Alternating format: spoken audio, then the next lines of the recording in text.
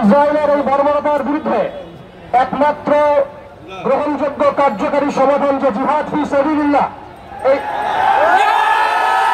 ভাষাটাকে সুস্পষ্ট করতে হবে। সর্বপ্রথম আমাদেরকে জিহাদের ফতোয়া সুস্পষ্ট করতে হবে।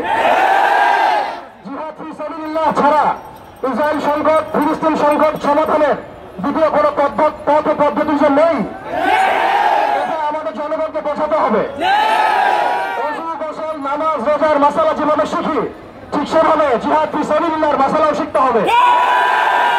প্রতিটা নিজামের মধ্যে, পাঠ্যপুস্তকের মধ্যে এই মাসালার বিষয়গুলো, এর ফরজিয়াতের বিষয়গুলো অন্তর্ভুক্ত করতে হবে। দ্বিতীয় কথা যেটা বলতে চাই, ইসরায়েল একা শক্তিশালী হয় নাই। বিভিন্ন সময় পর্যন্ত ব্রিটেন তাকে সহযোগিতা করেছে।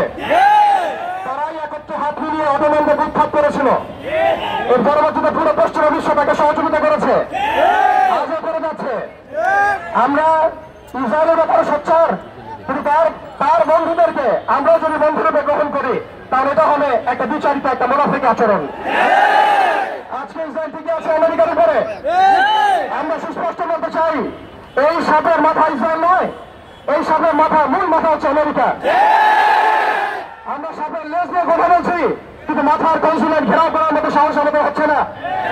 তাদের প্রতিনিধিকে ডেকে আমরা জিজ্ঞাসাবাদ করার মতো সাহস আমাদের হচ্ছে না। আমরা ইসরায়েলের তৎপর, কিন্তু আমেরিকার যে আগ্রাসী ভূমিকা, কে ইসরায়েলকে অর্থ দিয়েছে? কে ইসরায়েলকে অর্থ দিয়েছে, বল দিয়েছে? কোন সভ্যতা ইসরায়েলকে দাঁড় করিয়েছে? কোন সভ্যতা ইসরায়েলকে অর্থ দিয়েছে, বোমা দিয়েছে, সাহায্য করেছে? আমরা ইসরায়েলের ব্যাপারে সোচ্চার হলেও কেন আমরা আমেরিকার ব্যাপারে সোচ্চার নই? কেন আমরা পশ্চিমাদের ব্যাপারে সোচ্চার নই? আমাদের উচিত হবে তাদের সকলের সাথে বন্ধুত্বপূর্ণ সম্পর্ক ছিন্ন করা। প্রত্যেকটা মুসলিম কান্ট্রি থেকে ইসরায়েলের সাথে যাবতীয় কূটনৈতিক তৎপরতাকে ছিন্ন করা। শুধু তাই নয়, আরেকটা বিষয় আছে, আমরা মৌলিক ইসরায়েল সম্পর্কে সচেতন। আমাদের বাড়ির পাশে নতুন একটা ইসরায়েলের জন্ম হয়েছে, এই ব্যাপারে আমরা সচেতন নই। তারাবির নামাজে মসজিদ ভাঙা হলো, হোলি উৎসবের নামে মুসলিমদেরকে নির্মমভাবে রাস্তার মধ্যে ফেটানো হয়েছে। তারা একটা অনিবার্য যুদ্ধ আমাদের উপর চাপিয়ে দেওয়ার চেষ্টা করছে। আমরা যতই ভালো মানুষ হতে চেষ্টা করি না কেন, আমরা এই কনফ্লিক্ট এড়াতে পারবো না। ইতিহাস আপনারা পরে দেখবেন আমরা এড়াতে পারি নাই।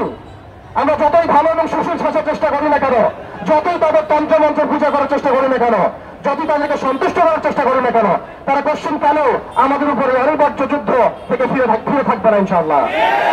অতএব আমাদের উচিত আমাদের জায়গা থেকে প্রস্তুতি গ্রহণ করা। এখন আমরা কি প্রস্তুতি গ্রহণ করতে পারি এটা আপনারা সবাই জানেন। আমাদের মূল প্রস্তুতি ইমানের প্রস্তুতি, আমলের প্রস্তুতি, তাজকিয়ার প্রস্তুতি,